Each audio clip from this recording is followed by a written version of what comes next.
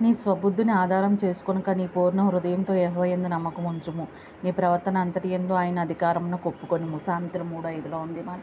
మన స్వబుద్ధిని ఆధారం చేసుకోకూడదు. చాలామంది స్వబుద్ధిని ఆధారం చేసుకుంటారంటే మాకు అన్నీ తెలుసులే, మాకేంటి, మేము 30 ఏళ్ళయింది నమ్ముకుని, మేము 40 ఏళ్ళయింది, నువ్వు చెప్పేదేంటి, ఇలా వాళ్ళ స్వబుద్ధి. వాళ్ళకి ఎవరి మాట వినరనమాట. వాళ్ళ వాళ్ళ బుద్ధి వాళ్ళదే.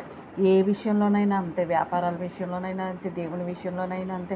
వాళ్ళకు ఒక రకమైన కొమ్ము హెచ్చించుకుడి, అతిగా హెచ్చించుకుడు అని కూడా దేవుడు చెప్పాడు. మరి వాళ్ళకి ఒక రకమైన గర్వం ఉంటుంది. ఆ గర్వం అనేది ఉండకుండా మరి ఉండాలి.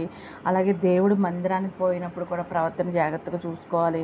ఆయన కట్టడాలను, విధులను కూడా మనం ఎల్లప్పుడూ పాటిస్తూ ఉండాలని చెప్తున్నా.